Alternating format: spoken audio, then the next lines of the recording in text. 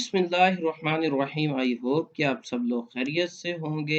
हम पढ़ रहे हैं principle of economics Icom part 1 के पास पेपर्स में आने वाले एमसीक्यूज, और अभी हम करने लगे हैं पेपर 2021 ग्रुप 1।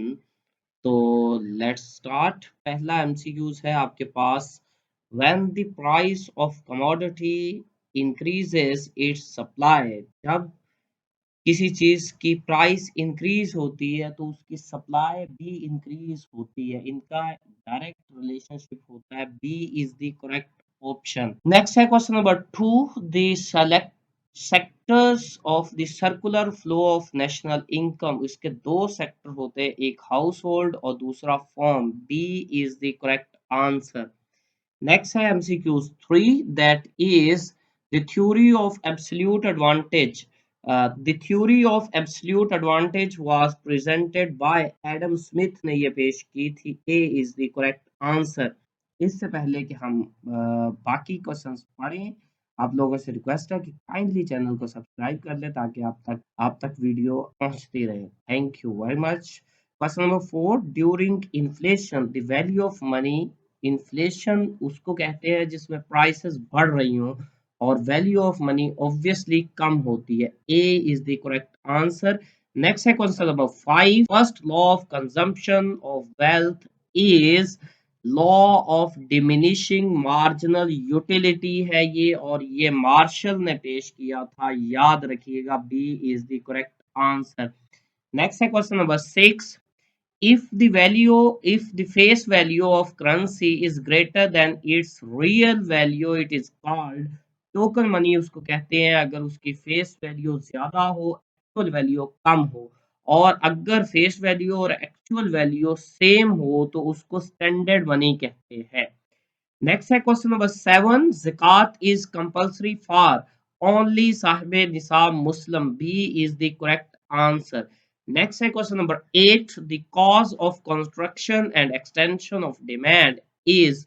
डिमांड में एक्सटेंशन या कॉन्ट्रैक्शन प्राइस की वजह से होता है। डिमांड में हो चाहे सप्लाई में हो, एक्सटेंशन और कॉन्ट्रैक्शन प्राइस की वजह से होता है। राइज और फॉल प्राइस के अलावा किसी और वजह से होता है। तो A is the correct answer.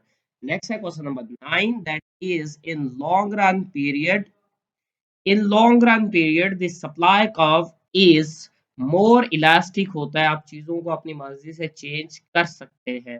B is the correct answer. Economics was considered as a science of material welfare by Marshall. Marshall ने ये कहा था कि इकोनॉमिक्स जो है वो मादी ख्वाहिशात का इल्म है।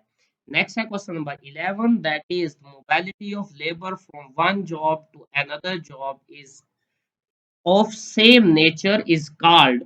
अगर आप लेबर एक जगह से दूसरी जगह मूव करती, उसी तरह की जॉब, टेक्नीशियन है और वो दूसरे जॉब पे, टेक्नीशियन की जॉब पे ही जाता है, तो इसको हॉरिजेंटल मूवमेंट कहते हैं। और अगर वो कोई और जॉब की तरफ जाता है तो वो वर्टिकल कहलाएगा। B is the correct answer इसका। The phases of trade cycle are four. चार जो अदवार है ट्रेड साइकिल के, तजारती चक्कर के। Next है question number 13, under perfect competition firms are in large number। बहुत ज्यादा होती है, अनकाउंटेबल होती है, 1 2 3 4 नहीं होती। D is the correct option। Next है question number 14, under constant return the slope of the curve of marginal production। constant return के अंडर इनमें से मेरे मुताबिक कोई भी सही नहीं है, लेकिन अगर सही कोई हो सकता है तो that is the C, zero. ये एक्सिस के पैरेलल होता है, चेंज नहीं होता, और ये जीरो होता है। C is the correct answer. Next है आपके पास question number 15, there is no close substitute of commodity in monopoly. में चीज का कोई कंपटीशन या सब्स्टिट्यूट नहीं होता। B is the correct answer. I hope कि आप लोगों को समझ आ गई होगी। अगर किसी का क्वेश्चन हो तो काइंडली आप पूछ सकते हैं। Thank you very much.